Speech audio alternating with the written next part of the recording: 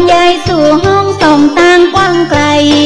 พระธรรมของพระโคตมมะเหมือนดวงสุริยะเปล่งแสงนวลใหญ่แสงพระธรรมนั้นส่องประกายส่องจิตส่องใจให้สดใสสว่าง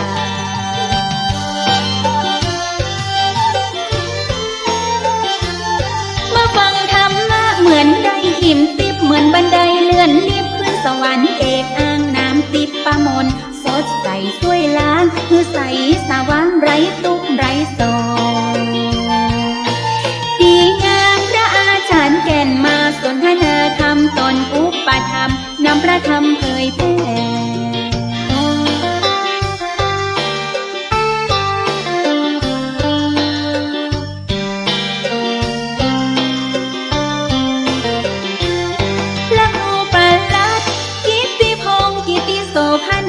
โยโสนมวา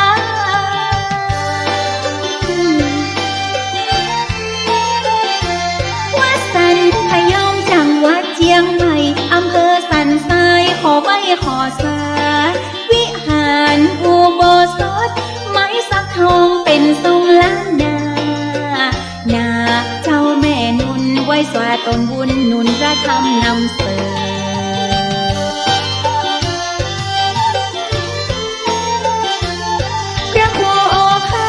วิหารกิจหรือว่าพระครูบุญเลิศเจ้าอาวาสพระผู้ประเสริฐพระครูสถิตธุรทนตนเก่งใบบุญเป็นผู้สนับสนุนนุนพระธรรมนำมาเผยแพร่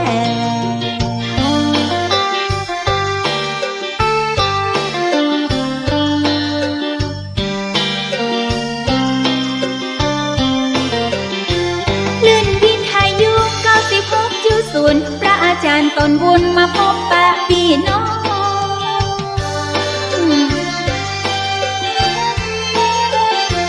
วัดพระธาตุดอยสุเทพเด่นสรีแซ่ซองวันจันทร์พี่น้อง7 โมงครึ่งฟังกันจนถึงเวลา8 โมงเป็นนิมิตมงคลกับท่านผู้ฟังพระธรรมนี้เปรียบเสมือนหนทางพาพี่น้องวงวานไปพบแสงสว่าง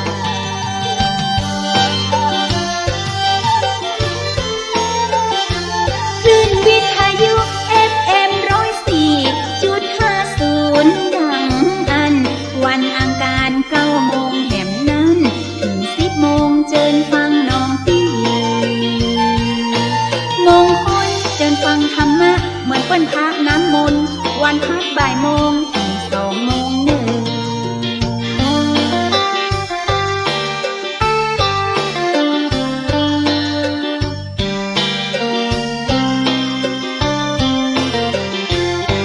สนทนาธรรมนำมาสอนใจศรัทธาวงใหญ่ยิ่งใจใหญ่น้อง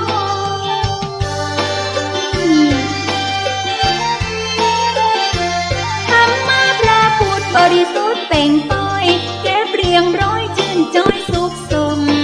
คลื่น98.75เป็นคลื่นธรรมะชุมชนวันเสาร์วันติดมงคลเวลา4 โมงถึง5 โมง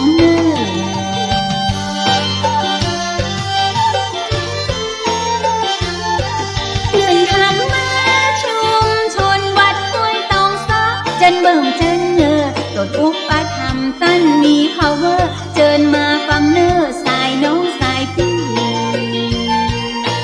เนอนะสดับรับฟังบรรยายธรรมะสู่ใจตึงได้ประโยชน์เจิญฟังสดับรับฟังบรรยายธรรมะสู่ใจจากพระอาจารย์แก่น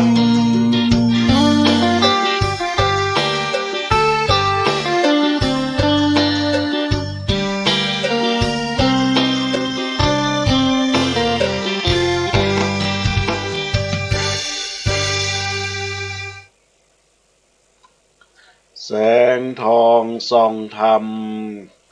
แสงงามในยามเช้าแสงอาทิตย์เจ้าเช้ายังสดใสแสงทองส่องห้องหัวใจแสงอะไรไม่เท่าเจ้าแสงธรรมธรรมะสู่ใจในวันนี้ ดวงชีวีย่อมมีที่สดใสธรรมะขจัดขัดเกลาใจอยู่ที่ไหนใจก็สุขหมดทุกข์เอ่ยณกาลบัดนี้อัตมภาพ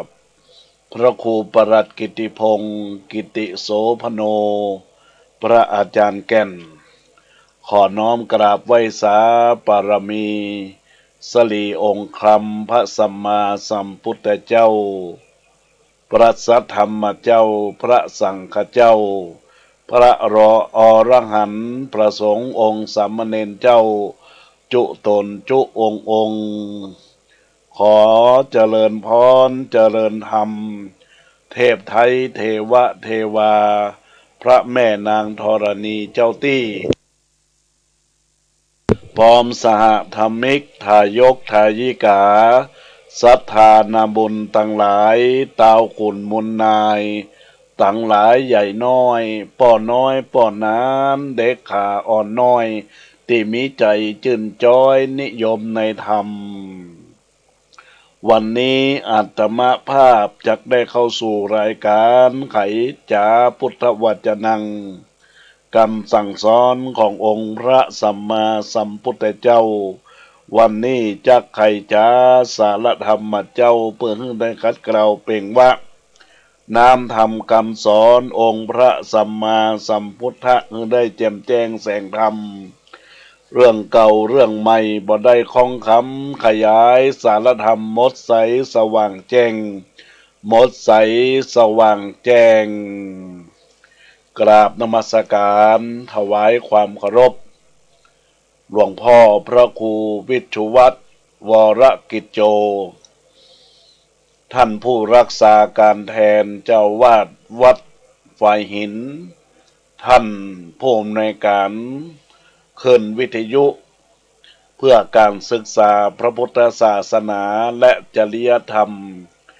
FM 104.50 เมกะเฮิรตซ์วัดฝ่ายหินท่านพระครูสถิตธุราธรท่านเจ้าวาดวัดสันขยอมตำบลสันทรายน้อยอำเภอสันทรายจังหวัดเชียงใหม่ประสงค์เถรานุเถระครูบาอาจารย์จุตนจุองค์ทุกท่านเจริญพรเจริญธรรมธรรมสวัสดีกับบรรดาอุบาสกอุบาสิกาทายกทายิกาศรัทธานาบุญต่างหลายทุกท่านทุกคนที่รับฟังรายการธรรมะยามสายเวลา9 โมงถึง 10 โมงผู้ดำเนินรายการโดยอัตมาภาพพระครูปรัตกิติพงศ์กิติโสพโนหรือพระอาจารย์แก่นอยากได้น้อมนำเอาหลักธรรมคำสอนเข้ามาสู่หัวอกหัวใจสู่ใจกับบรรดาคณะศรัทธาญาติโยมสาธุชนพุทธบริษัทเราท่านทั้งหลายทุกท่านทุกคนในโอกาสวันนี้ก็เป็นวันอังคารของวันที่14เดือนธันวาคมพุทธศักราช2564ญาติโยมทั้งหลายในระยะนี้ก็เป็นช่วงห่วงเวลาฤดูหนาวเป็นเดือน3ก็ออกได้ประมาณ9 ค่ำด้วยกันพร่ำว่าได้วันอังคารวันนี้เป็นวันบุญวันกุศลที่บรรดาญาติโยมทั้งหลายได้เปิดขึ้นวิทยุ ในส่วนของการจัดรายการทุกๆรายการในเวลา9 โมงถึงเวลา10 โมงก็เป็นรายการของอาตมาภาพจะได้นำเอาสารธรรมมามาจาพบปะกับบรรดาพ่อแม่พี่น้องศรัทธาญาติโยมอุบาสกอุบาสิกาทั้งหลายโดยเฉพาะแล้วบรรดาคณะศรัทธาที่เปิดขึ้นวิทยุ 104.50 แล้วก็บรรดาที่ได้รับฟังจากการไลฟ์เฟซบุ๊กสดในโอกาสนี้ตัว ดังนั้นแล้วบรรดาญาติโยมอุบาสกอุบาสิกาทายกทายิกาศรัทธานาบุญทั้งหลายก็สามารถรับฟังทั้งคลื่นวิทยุแล้วก็การไลฟ์เฟซบุ๊กสดของเพจธรรมะสู่ใจเพื่อสันติภาพบอกกล่าวกับบรรดาญาติโยมพ่อแม่พี่น้องคณะศรัทธาญาติโยมว่าเราท่านทั้งหลายที่ได้มาร่วมกันรับฟังสิ่งทั้งหลายที่กล่าวว่าฟังพูดจาพาทีก็ดีหลายสาระธรรมะที่บรรยายก็รื่นไหลพอสมควรมวลชนฟังมีบทกลอนสอนใจในข้าวห้ำฟังชุ่มช่ำในใจคลายหม่นหมองสารธรรมคำชูใจใสเลืองลองดุจแสงทองส่องใจในใจเรานี่แหละบรรดาญาติโยมอุบาสกอุบาสิกาฟังธรรมะแล้วจะได้ใครจ้าพุทธวจนังคำสั่งสอนเป็นการค้ำจูอุดหนุนยังตนตัวบรรดาญาติโยมสาธุชนท่านทั้งหลายทุกท่านทุกคนได้สะท้อนจิตสะท้อนใจในระยะการที่รับฟังพระธรรมเทศนาการบรรยายก็ดีการทำเมืองก็ดีก็จะเป็นบุญเป็นกุศลกับมูลศรัทธาญาติโยมเป็นบุญเป็นกุศลจะได้ญาติโยมเมื่อญาติโยมได้ฟังอาหารฟังอาหารธรรมะได้ฟังแล้วก็จะได้นำไปเป็นแนวทางในการประพฤติวัดปฏิบัติจิตใจให้มีความสุขมีความเจริญก้าวหน้ารุ่งเรืองเหมือนดังคำกล่าวที่กล่าวว่าสุขกายสุขใจอย่าได้หวั่นทุกนั้นจงห่างหายคลายเศร้าหมองคิดดีทำดีเป็นคันลองจะไม่หมองมัวทั่วทุกคนคนรวยคนจนต่างทนสู้ต่างก็อยู่คู่กรรมตามวิถีให้ทุกคน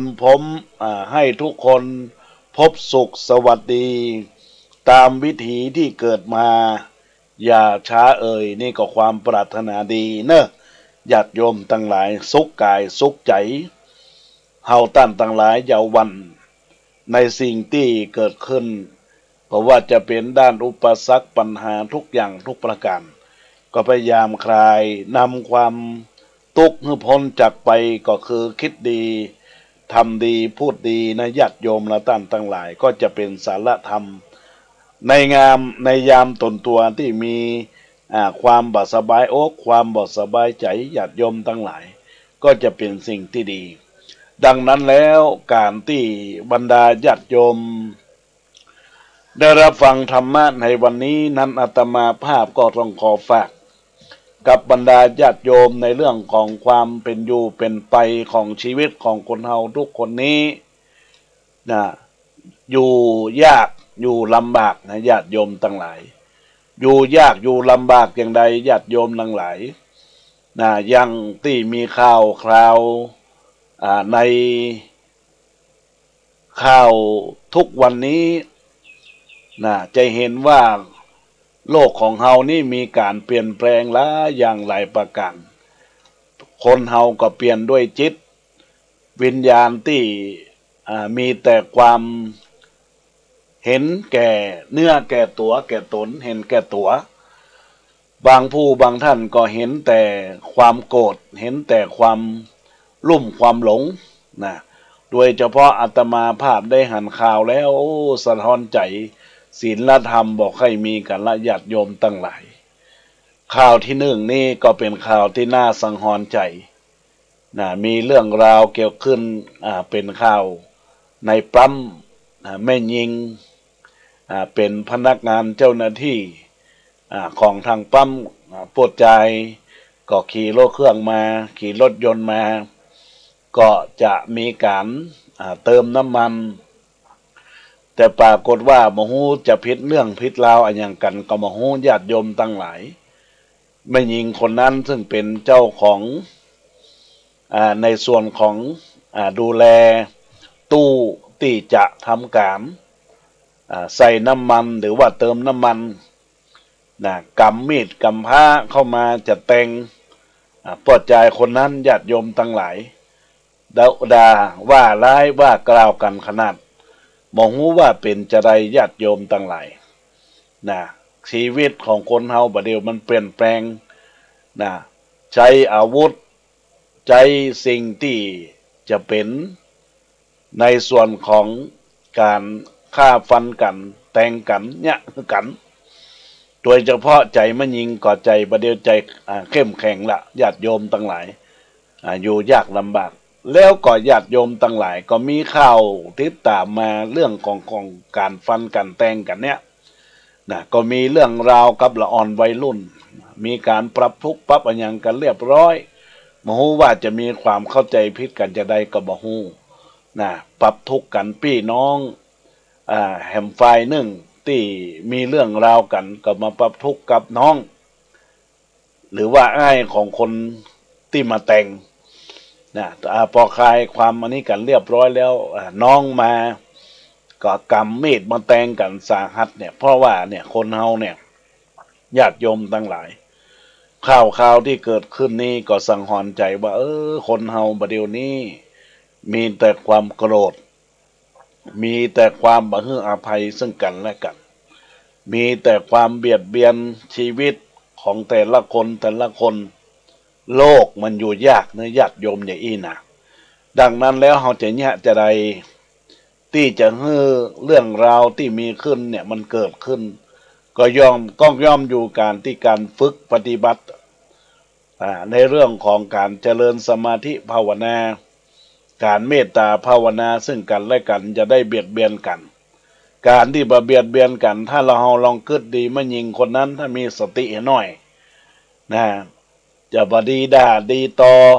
กับผู้ที่มาบริการนะหรือว่าลูกค้านะลองไต่สติดีๆลองคิดดีๆว่าพูดอย่างนั้นพูดอย่างนี้แล้วมันบ่เข้าหูบ่เข้าตาก็พยายามค่อยๆอู้กันค่อยๆคลายกันบ่ดีว่าเปิ้นอู้มาแล้วคัดหูกันเนี่ยก็จึงมีเรื่องเวลาเอามีดมาจะมาฆ่ามาขู่กันมาแทงกันเนี่ยนะแล้วก็ยิ่งอย่างใดญาติโยมทั้งหลายก็เป็นปั๊มใหญ่ตัวนะเป็นปั๊มประเทศไทยที่มีความโด่งดัง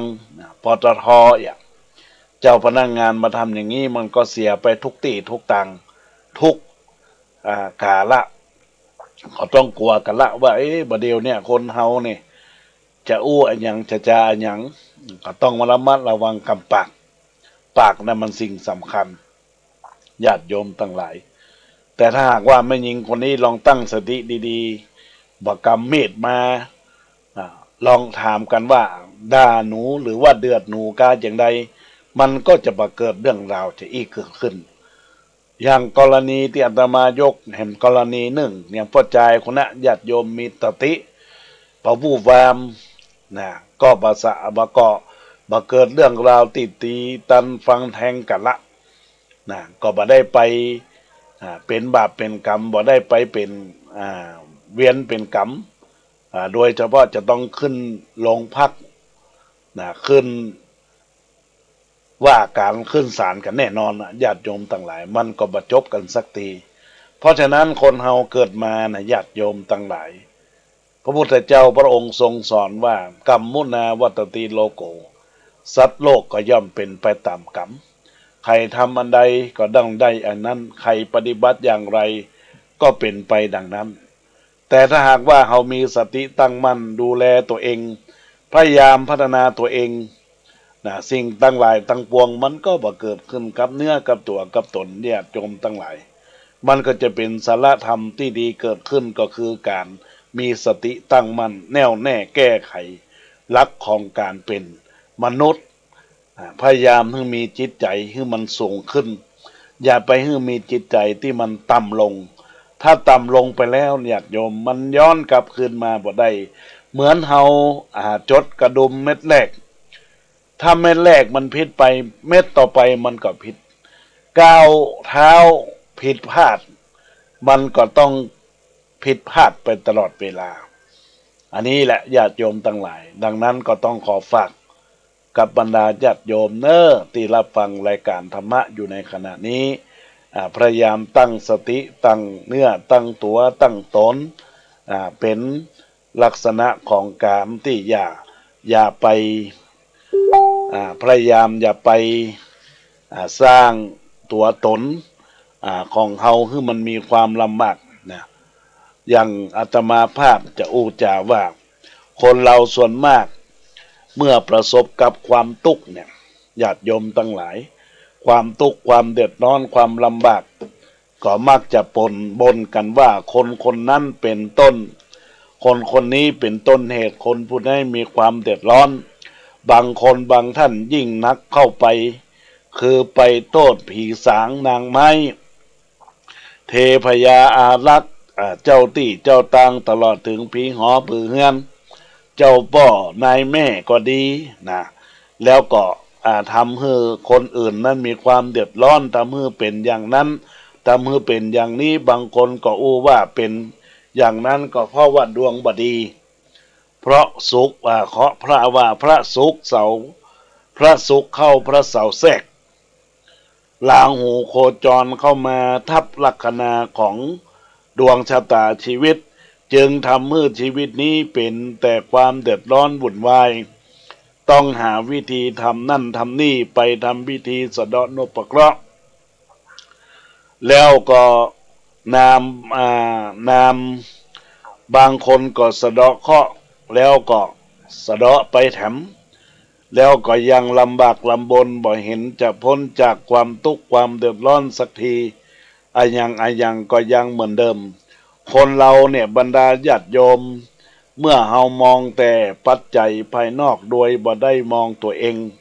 บ่ได้คำนึงถึงตัวเองทำให้ทำให้อันหยังไปพ่องถูกหรือผิดดีหรือชั่วมักจะเข้าข้างตัวเองอยู่เสมอ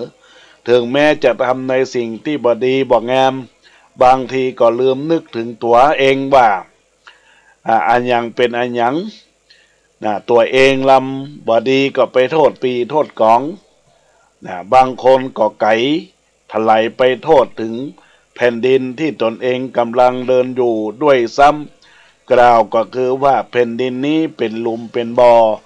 ว่าเข้าไปอย่าโทษไทยเท้าถวยเทวาอย่าโทษสถานภูผาย่านกว้างอย่าโทษหมู่วงศาญาติมิตรโทษแต่กรรมเองสร้างส่งให้เป็นเองในทางพระพุทธศาสนาในบรรดาญาติโยมทั้งหลายพยายามมันพิจิตรณาด้วยตัวเองมองตัวเองให้มากเช่นคนบางคนมีความเดือดร้อนในการครองชีพเงินเดือนเท่าใดก็บ่พอกล้าจ้างแรงงานแต่ละวันก่อนทางการกำหนดเอาไว้บ่พอกินบ่พอใจต้องมีการเดินขบวนประท้วงหยุดงานหรือเพื่อขอขึ้นค่าแรงแต่ก่อนนั่นและยังบ่พออยู่เพราะนั้นเกินรอก็ต้องมีการขอเพิ่มอีกเป็นแน่นแท้ทุกคนจะมีความเป็นอยู่โดยฐานะใดก็ตามจะเป็นข้าราชการจะเป็นพ่อค้าประชาชนจะเป็นเกษตรกรหรืออันยังก็ตามก็ถ้าหันมามองดูตัวเองพิจารณาตัวเองว่า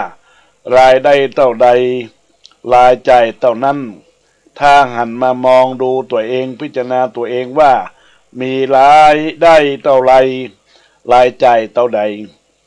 ถ้าเรามีรายจ่ายมากกว่ารายได้100 ทั้ง 100ก็ต้องเดือดร้อน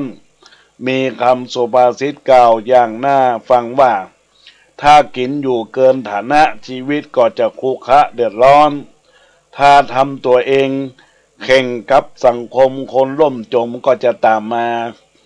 ถ้าบอกกินอยู่เท่าที่มีก็จะได้เป็นเศรษฐีเงินกู้ญาติโยมทั้งหลายนี่แหละก็ได้เห็นชัดเจนชัดจริงคนเรานี่ถ้าบอกคำนึงถึงฐานะความเป็นอยู่ของตัวเองกินใจอย่างสุรุ่ยสุร่าย ก็บ่รู้จักประมาณตัวเองของตัวเองกำลังจะมีแต่ความทุกข์ความเดือดร้อนแล้วใครเป็นผู้กำหนดกฎเกณฑ์ความเป็นของเราก็คือตัวของเราเองนั่นแหละบางคนบางส่วนบางท่านก็ได้รับคำติฉินนินทาจากผู้รักบักใหญ่ผู้บังคับบัญชาอยู่บ่อยๆก็มักจะบ่นว่าเจ้านายมีอคติมีความลำเอียงเจ้านายกลั่นแกล้งเจ้านายอิจฉาแทนที่จะมองดูตัวเองว่าตัวเองมีความบกพร่องอะหยังบางหน้าที่บางการที่เราเองกลับผิดชอบเรียบร้อยดีหรือไม่การวางตัววางตนเหมาะสมหรือเปล่าต้องปรับปรุงแก้ไขในข้อที่เห็นว่ามันบกพร่องแต่คนเราชอบมองแต่สิ่งนอกตัวเลยบอกเห็นความบกพร่องของตัวเองเลยบอกมีการแก้ไขมีความบกพร่องอยู่อย่างไรก็เป็นไปอย่างนั้นในหลักทางพระพุทธศาสนาได้สอนเอาไว้ว่า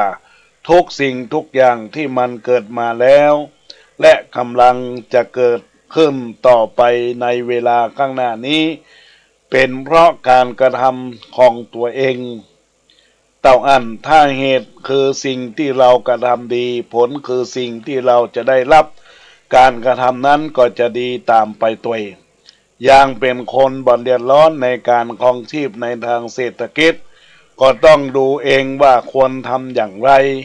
ดูฐานะดูสภาวะแล้วทำยาได้เกิดฐานะเกินสภาวะรับรองว่าบ่มีความเดือดร้อนแน่นอนถ้าเฮาบ่ต้องการถูกตำหนิติเตียนจากผู้ร่วมงานผู้เป็นเจ้านายผู้บังคับบัญชาก็ต้องดูพฤติกรรมของตัวเองดูงานที่ตัวเองทำถ้าดีจริงแล้วรับรองบอกว่าถูกตำหนิติเตียนจะได้รับแต่ความนิยมชมชอบและการยกย่องเท่าอันด้วยเหตุนี้จึงขออย่าไปมองปัจจัยภายนอกจนเกินไปอย่าไปโทษนั่นโทษนี่แล้วมาเข้าข้างตัวเองจงพิจารณาดูตัวของตัวเองเมื่อได้รับความทุกข์ความเดือดร้อน มันเกิดขึ้นมาโดยวิธีไหนอย่างไรถ้าบ่อยากมีทุกข์อยากเป็นคนดีมีความสุขก็จงมาตั้งหน้าตั้งตาดูตัวเองแล้วทำแต่สิ่งที่ดีงามสิ่งที่เหมาะสมสิ่งที่ถูกต้องแล้วตั้นจะบ่มีความเดือดร้อนในเรื่องราวต่างๆโดยที่จะยึดเอาตัวเองเป็นหลักนั่นเองในสุทธาสุภาษิตที่กล่าวว่าอัตตนาโจทยตานังจงเตรียมตนด้วยตนเองปฏิมังเสตมัตนาจงพิจารณาตนด้วยตนเองก็ขอบรรดาญาติโยมและท่านทั้งหลาย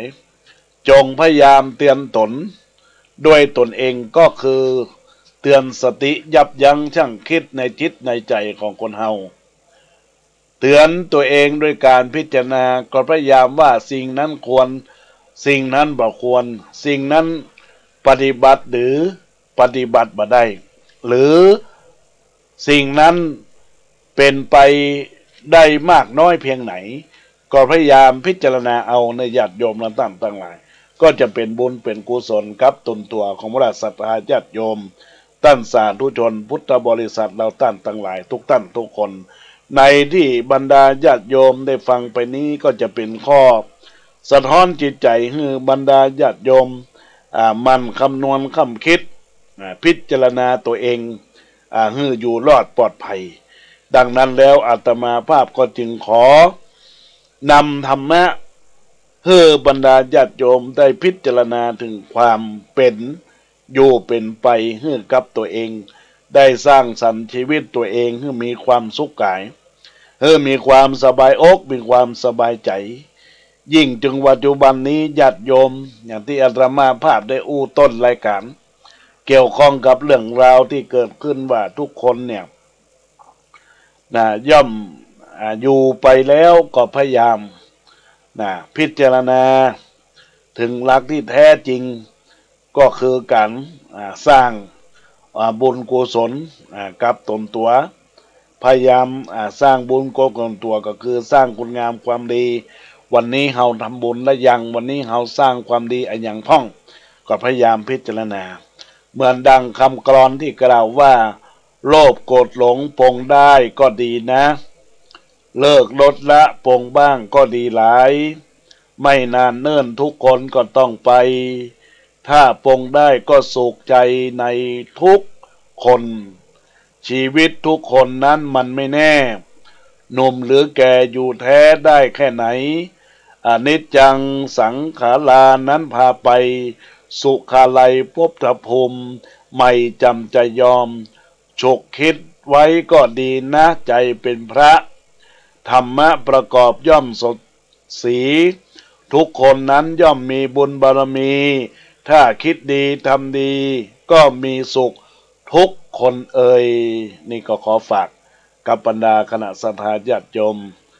ท่านสาธุชนท่านผู้ฟังเราท่านทั้งหลายเนอะที่รับฟังรายการธรรมะในโอกาสนี้ก็เป็นบุญเป็นกุศลกับกาละในโอกาสที่ได้รับฟังธรรมะในเจ้าวันนี้ยามสายอาตมาภาพก็มีเรื่องราวที่จะได้มาขอประชาสัมพันธ์ผ่านทางขึ้นวิทยุ104.50ในวันที่อาทิตย์ที่แล้วบรรดาญาติโยมก็คงจะอยู่ในช่วงของกาละไปทำบุญ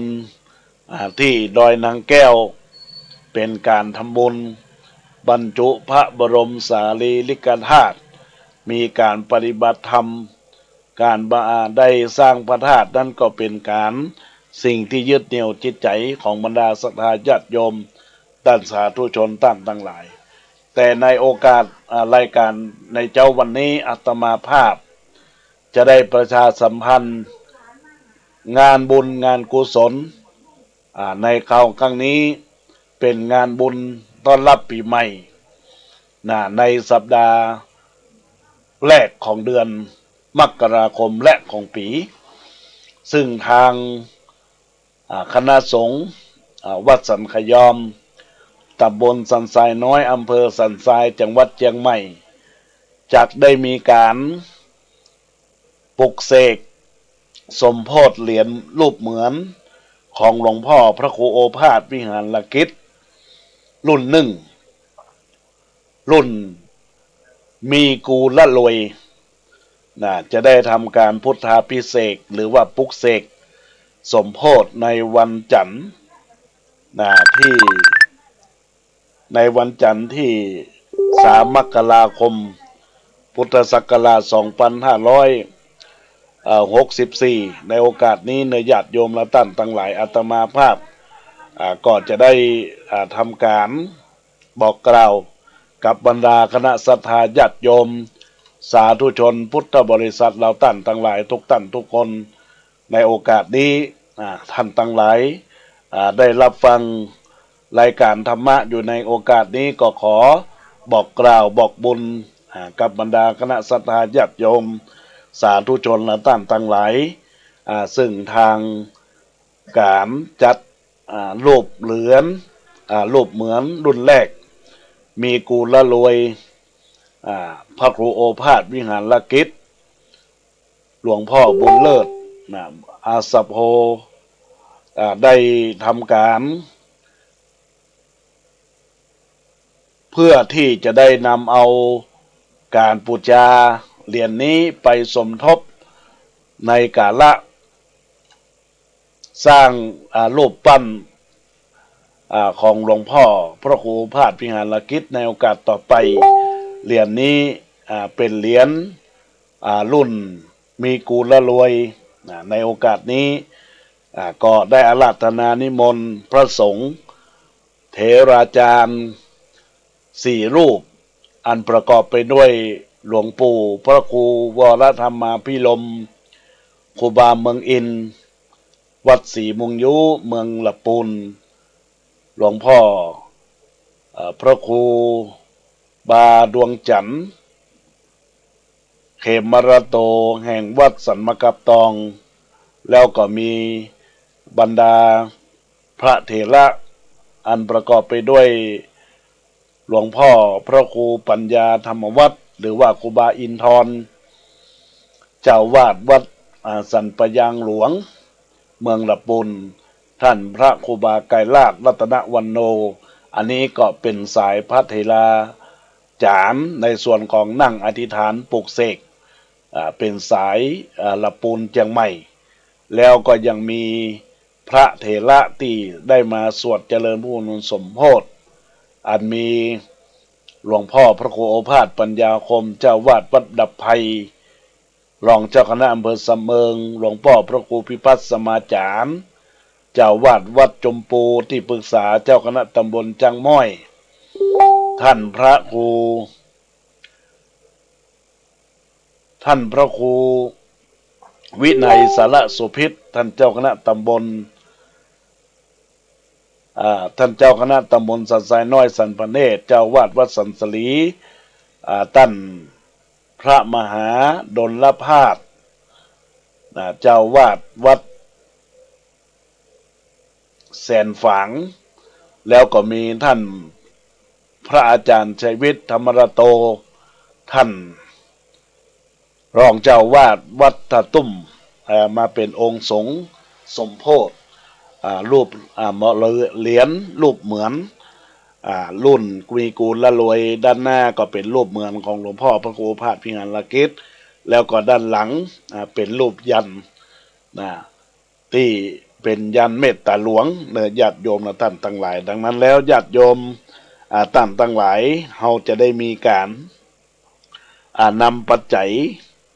ที่บรรดาญาติโยมได้จับจองได้ปูจาเหรียญละ99 บาทได้สมทบทุนในการทำรูปปั้นรูปเหมือนของหลวงพ่อพระครูโอภาสวิหารกิจในโอกาสต่อไปแล้วก็ญาติโยมทั้งหลายเหรียญครั้งนี้ทำมาแค่จำนวนจำกัดแค่ 3,000 เหรียญแค่ 3,000 เหรียญเนอะญาติโยมทั้งหลายก็ขอเจริญพรเอ่ยกับบรรดาคณะศรัทธาญาติโยมท่านผู้ฟังท่านใดสนใจที่อยากจะบูชาเหรียญก็แจ้งความประสงค์จำนงหมายมากับทางวัดสันขยอมที่อาตมาภาพหรือที่ท่านพระครูสถิตธุลาธรท่านเจ้าวาดวัดสันขยอมมาณโอกาสนี้ตัวเนื้อญาติโยมท่านทั้งหลายญาติโยมท่านสาธุชนทั้งหลายก็ในโอกาสที่บรรดาญาติโยมได้น้อมรับฟังรายการธรรมะในวันนี้อาตมาภาพก็จะได้เจริญพรทักทายกับบรรดาคณะศรัทธาญาติโยมสาธุชนพุทธบริษัทเราท่านทั้งหลายในส่วนของกาละที่บรรดาญาติโยมได้ทักทายเข้ามาอูจาในกล่องข้อความเจริญพรกับคุณโยมจินดามาศจันอัมพลน้อมกราบนมัสการเจ้าเนอร์อนุโมทนาเจริญพรกับแม่จันเพนคำโปธาจากตะข้ามตำบลแม่เฮียอำเภอเมืองจังหวัดเชียงใหม่เจริญพรกับแม่เอ้ยสุติพงษ์เจริญพรกับคุณโยมแสงจันทร์บุญธรรมเจริญพรกับป้านานอินหลาหรือป้านานบินหลาบุญธรรมรักษ์ป้านานกาแฟดำเจริญพรกับแม่ยายนวลเตชะกุลพงกรหรือว่าแม่ประจงมนจากบ้านพิมุกแล้วก็เจริญพรกับคุณโยมมาลีนภิกุลเจริญพรกับคุณโยมดารุณีอุทธลาเจริญพรกับคุณโยมป้าอ้อยหรือว่าด็อกเตอร์มนทิลาอินทพันธ์ป้าอ้อยคนเมียงแล้วก็เจริญพรกับคุณโยมแม่เล็กโมเจริญพรกับคุณโยมธนวันพูดงามได้ทักทายเข้ามาเจริญพรกับคุณโยมก้อยมั่มกับเขานึ่งได้ทักทายเข้ามาอูจ๋าเข้ามาในรายการคุณโยมแม่จันจรัตน์แจ่มกระจ่างไวสารนมัสการเข้ามาเจริญพรกับคุณโยมพินชลิยานิติประสาทมาณโอกาสนี้โดยเจริญนมัสการหลวงพ่อพระครูสุมนวรกิจท่านเจ้าวาดวัดศรีไซมูลหนองไข่เทวดาเจ้าได้ทักทายเข้ามาพูดจาในรายการธรรมะในโอกาสนี้ก็ขอเป็นบุญเป็นกุศลกับบรรดาศรัทธาญาติโยม อุบาสกอุบาสิกาเราท่านทั้งหลายเนอะในโอกาสนี้ก็ขออนุโมทนาขอบคุณกับทุกคนทุกท่านโดยเฉพาะการประชาสัมพันธ์ในโอกาสนี้ญาติโยมเราท่านทั้งหลายเนอะก็ขอบอกกล่าวกับคลื่นวิทยุ FM 104.50 วัดฝ่ายหินมาณโอกาสนี้ตวยที่ท่านทั้งหลายได้รับฟังนี้อาตมาภาพได้ประชาสัมพันธ์กับมูลศรัทธาญาติโยมท่านทั้งหลายเกี่ยวข้องกับการปลุกเสกเหรียญรูปเหมือนรุ่นแรกรุ่นเดียวรุ่นมีกูละรวยของหลวงพ่อพระครูโอภาสวิหารกิจพระครูบัวเลิศอาสโพคำฟูจะได้ทำการพุทธาภิเษกในวันที่3 มกราคมพุทธศักราช 2565 ในเวลา 13:09 นาทีเนอะญาติโยมทั้งหลายเรียนนี้เป็นรุ่นแรกและรุ่นเดียวจะได้ทำก่อนงานพระราชทานเพลิงศพที่จะได้มีในโอกาสวันที่ 7 ถึงวันที่ 13 เดือนกุมภาพันธ์พุทธศักราช 2565 เพื่อจะได้นำเอาจตุปัจจัยที่บรรดาญาติโยมได้ปูจาได้ให้ได้หอมในครั้งนี้ได้ปูจา99ก็ได้ให้นะหอมห่วมบุญได้ทอได้เทหล่อรูปเหมือนของเปิ้นอยู่ในลักษณะนั่งก็จะได้ทำการติดต่อสลาเก้าสลาไปก่อนงานนี้ก็ดังนั้นญาติโยมก็ได้ทำบุญกันได้2 ต่อตัวเนอะต่อแรกก็เป็นการนำเหรียญไปปูจานำเหรียญไปสักการะปูจาเป็นที่ระลึกอันที่2ก็มีการนำปัจจัยไปรอปั้นรูปเหมือนของหลวงพ่อพระครูโอภาสวิหารกิจในอิริยาบถนั่งเนาะดังนั้นแล้วก็ขอบอกกล่าวกับบรรดาญาติโยมอุบาสกอุบาสิกาท่านใดที่สนใจเนอะอยากใคร่จากอย่าติดต่อเข้ามาร่วมรับเป็นเจ้าภาพปุจจาเหรียญ99 บาทก็โทรศัพท์เข้ามาที่เบอร์โทรศัพท์096 262 9694 096 262 9694เนอะก็จะเป็นกาละที่จะได้รับลงเอารายหมายเอาชื่อกับบรรดาคณะศรัทธาญาติโยมเพื่อที่จะได้จับจองเพราะว่ามีจำนวนจำกัดแค่ 3,000 เหรียญและโดยเฉพาะพิธีที่เราจะได้สมโภชเหรียญนั้นก็เป็นพิธีอันเข้มขลังที่มีพระเจ้าประสงค์เถรามหาเถระวัดมงคลต่างๆวัดดำไพวัดจมปูวัดแสนฝางวัดสันสลีวัดท่าตุ้มบุญจะได้ตุ้มบุญจะได้กำอยู่ในสันสีศักดิ์ศรีอยู่ในกาละที่ได้ดวงเฮาชมพูดับภัยทุกอย่างดับพิษดับภัยจะได้มีเงินแสนเงินล้านเนยญาติโยมเราตั้งหลายแล้วก็จะได้อธิษฐานจิตโดยพระเถระหลวงปู่เมืองอินท่านพระครูบาอินทรท่านพระครูบาไกรลาภรัตนวันโนแล้วก็ครูบาดวงจันทร์คำว่าจันทร์นี่เป็นเสน่ห์เนอะญาติโยมทั้งหลายดังนั้นแล้วก็ต้องขอบอกกล่าวกับบรรดาศรัทธาญาติโยมอุบาสกอุบาสิกาเราท่านทั้งหลายที่รับฟังรายการธรรมะในโอกาสนี้ได้ทักทายเข้ามาก็ได้เป็นขวัญกำลังใจกันเนอะในโอกาสท้ายรายการนี้เหลือเวลาประมาณ10 กว่านาทีญาติโยมที่อยู่ทางบ้านญาติโยมที่อยู่ทางตั้งหลายที่อยู่ทางใดได้รับฟังขึ้นวิทยุอาตมาภาพได้จ๋ากับบรรดาคณะศรัทธาญาติโยมไปแล้วมีความคล่องใจมีความคัดใจอันใดก็ตามก็ขอเจริญพรญาติโยมได้โทรศัพท์เข้ามาทักได้มาทายกันได้ในโอกาสที่ได้อู้จาธรรมะสารธรรมไปแล้วก็เป็นบุญกุศลดังคำปราชญ์ว่าทำดีได้ดีไม่มีที่สิ้นสุดทำชั่วได้ชั่วสุดย่อมทำชั่วได้ชั่วสะดุดย่อมมัวหมอง ทำสิ่งไหนอย่างไรให้ไตร่ตรองโลกเมียงมองเราอยู่รู้ไหมเราทั้งที่แจ้งและสว่างเป็นทางส่องอยากสมปองต้องลองหาเหตุผลมืดสว่างต่างกันนั้นใจคนเพราะเป็นผลต่างกระทำเวรกรรมมาบางคนก็มั่งมีจนสุดล้นบางคนก็จนทนอดสูลำบากยากแค้นน่าเอ็นดูบางคนสุดหรูการอยู่เป็นอนิจจังอนิจจามนุษย์โลกมีทุกโศกปนกันนั่นแหละนะทำดีทำชั่วต่างก็เห็นเป็นตำรามนุษย์มานาที่สุดให้ปลดปลงเลิกละลดจากกิเลสเหตุเป็นทุกข์จงมีสุขกับน้ำธรรมคำสั่งสอนสุขที่แท้จริงจักบังเกิดอย่างแน่นอนขอให้พรทุกคนจงโชคดีวันนี้ทุกคนเอ่ยก็ขออนุโมทนาขอบคุณครับบรรดาญาติโยมสาธุชนท่านทั้งหลายที่รับฟัง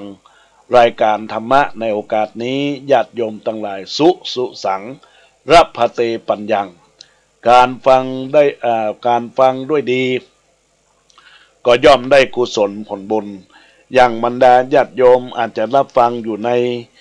บ้านในจองอยู่ทำการทำงานบอกว่างจากการฟังธรรมะแล้วมีความคิดพิจารณาเป็นแนวทางที่เป็นแนวทางซึ่งกันและกันญาติโยมทั้งหลาย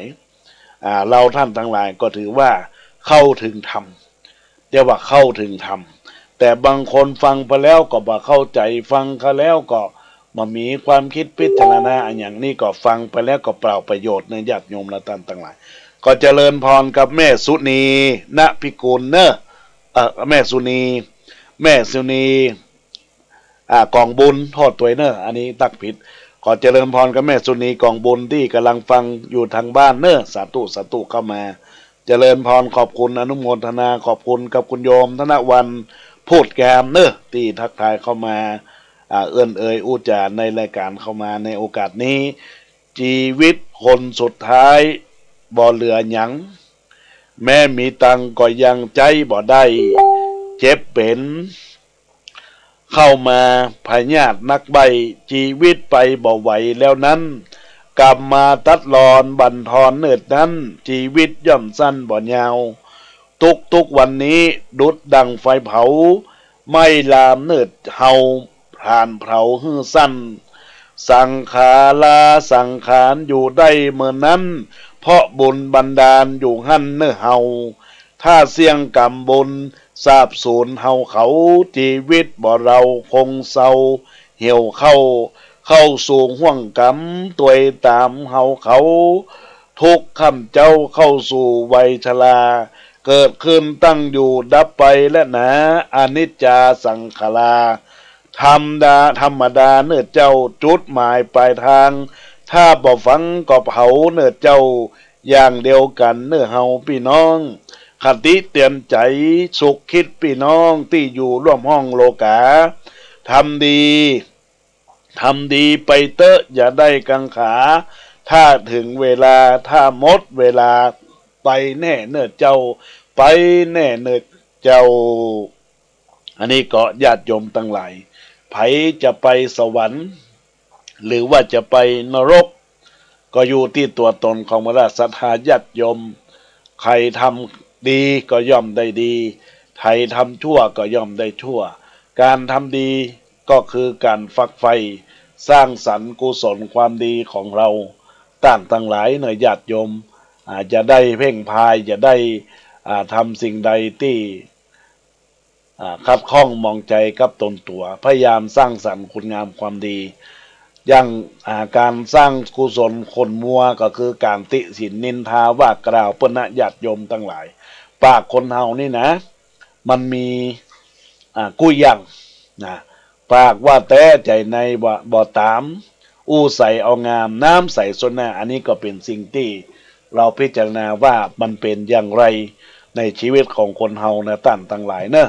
ก็เจริญพรกับคุณโยมอ้อยตันเอี่ยมได้กราบนมัสการสาธุเข้ามาก็อนุโมทนาขอบคุณกับมุลาสราญาติโยม ที่ได้ทักทายเข้ามาในกล่องข้อความในส่วนของการไลฟ์เฟซบุ๊กไลฟ์ในโอกาสนี้ญาติโยมท่านทั้งหลายที่รับฟังรายการธรรมะในโอกาสนี้ก็ยังมีเวลาเนอะที่จะได้ทักทายเข้ามาอูจากันในรายการเบอร์โทรศัพท์096 262 9694 096 262 9694 096 262 9694บรรดาญาติโยมในสัปดาห์ที่แล้วนี่อาตมาภาพก็ได้เข้าสู่รายการเพราะว่าได้ไปอบรมที่จังหวัดพระนครศรีอยุธยามหาวิทยาลัยมหาจุฬาลงกรณราชวิทยาลัยอำเภอวังน้อยก็ได้เปิดบันทึกเสียงไว้ในญาติโยมทั้งหลาย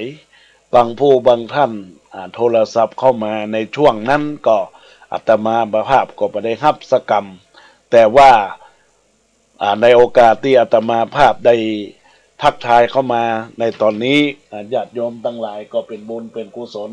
กับมูลศรัทธาญาติโยมนัต่างทั้งหลายจะทักทายจะอู้จาก็เข้ามาอู้กันได้ตอนนี้มีสายเข้ามาเจริญพรพ่อนานไกรสอนในเมืองครับขออะไรติดจ้าส่งเหรียญเลยพ่อนานเอา2 เหรียญเนาะชื่อหยังพ่อนานไกรสอนกันทาพ่อไกรสอนกันทาเนาะครับ2 เหรียญนะพ่อเนาะครับอันเดียวอันบอกเบอร์บัญชีให้ผมจะกุนนี่เดี๋ยวใกล้ๆจะบอกพ่อไปเนอะจะบอกพ่อไปเพราะว่าจะขึ้นมาครับในวันที่นั่นเลยวันที่3 มกราเลยเนาะครับอนุโมทนาขอบคุณเนอะพ่อนานไกรสอนเนาะสาธุเจริญพรนมัสการเจ้าเจริญพรจากคุณโยมแม่จากไหนแม่แสงเพนสวนภูนตั้งบ้านร้องเย็นใช่ไหมเจ้าสันทรายเหมือนกันแม่แสงยังเหรอแสงเพนกะเจ้าส่วนบุญเนาะจะได้ไปทำบุญด้วยกันอยู่เนาะได้กันวันที่3แม่ก็เจ้าวันที่3 มกราแม่เจ้าแต่เหรียญต้องจองก่อนจองแล้วเอาตังไปเมื่อใดเจ้าไปวันนี้มาวันที่3นะแม่มาที่3เนาะ3 มกราแม่กี่เหรียญเอาเหรียญเดียวเจ้า1 เหรียญนะแม่เนาะเจ้าอนุโมทนาขอบคุณนะแม่เนาะสาธุรับเพื่อนมาฟังดีชัดเจนเนาะชัดเจนเจ้าอนุโมทนาขอบคุณเนอะสาธุอนุโมทนาขอบคุณนะแม่เนอะนมัสการเจ้าก็ขออนุโมทนาขอบคุณกับพ่อไกรสอนกันทาจากในเมืองเชียงใหม่รับ2 เหรียญแล้วก็คุณโยมแม่แสงเพนได้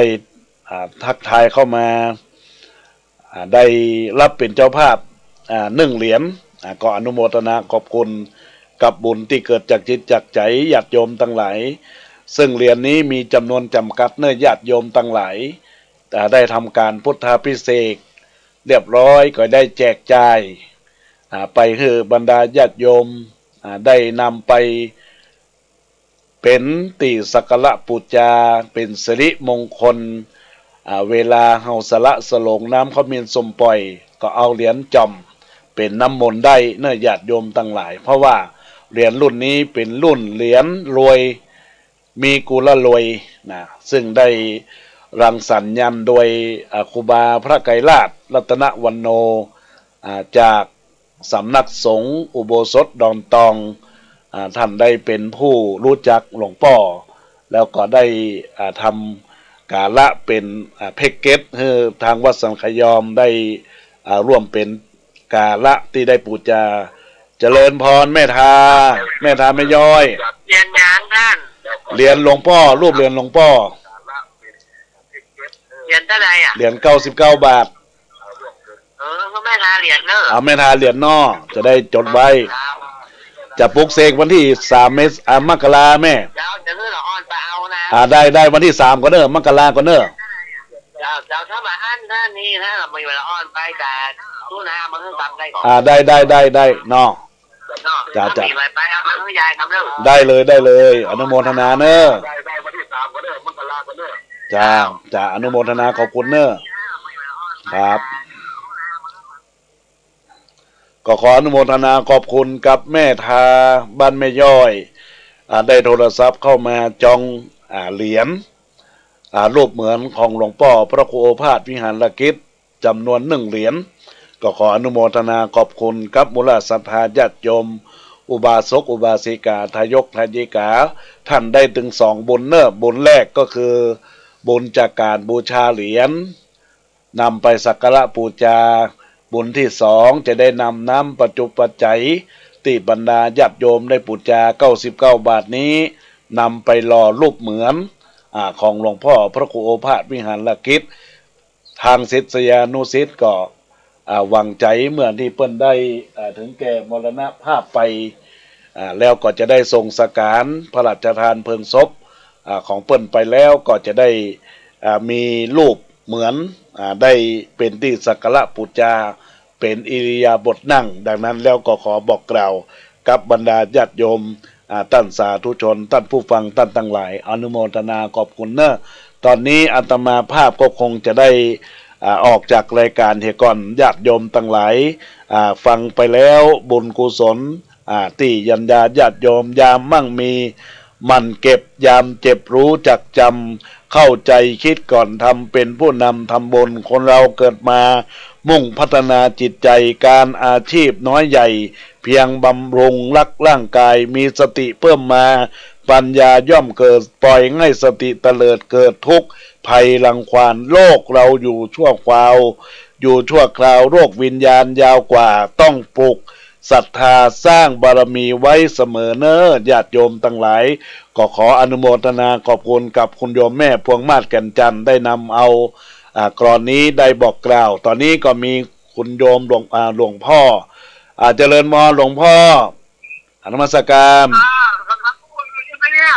ใช่กำลังพูดอยู่จะจำเสียงได้ จำเสียงได้นะกลับมาที่ข่าวแล้วเนี่ย อนุโมทนารายการนี้ไรที่วัดนั่นน่ะใช่ทำเหรียญหลวงพ่อทำที่วัดวันที่3รายการนี้เนอะได้แล้วมาสักการครับอนุโมทนาขอบคุณนะหลวงพ่อประโมทนะครับก็ขออนุโมทนาขอบคุณกับบุรุษศรัทธาญาติโยมอนุโมทนากับหลวงพ่อประโมทเนาะจาก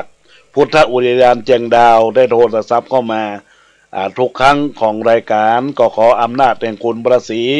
รัตนตรัยอันมีคุณพระพุทธอันมีคุณพระธรรมอันมีคุณพระสงฆ์จงช่วยปกปักคุ้มครองรักษาอย่างบรรดาคณะศรัทธาญาติโยมสาธุชนพุทธบริษัทท่านทั้งหลายทุกท่านทุกคนได้รับฟังรายการธรรมะในวันนี้แม้นว่าบรรดาญาติโยมอยากจะทักทายเข้ามาหลังไมค์ก็สามารถที่จะโทรศัพท์เข้ามาได้เบอร์โทรศัพท์0962629694ฟังน้ำทำคำสอนองค์ชินวรม่วนนักธรรมะจ้องจักเข้าใจในธรรมสาระธรรมะเรื่องใดข้องคำพระสัทธรรมขยายใส่แจ้งกิเลสในใจความงามเตรียมแท่งดุจแสงแห่งพระอาทิตย์แสงทองส่องใจส่องไปทั่วทิศชีวิตเปลี่ยนแปลงได้ทุกคนที่แจ้งที่มืดบุญมีเป็นผลทุกคนทำความดีมีสุขเลิศแล้วมีสุดโลกแล้วจุผู้จุคนเนอขอเจริญพร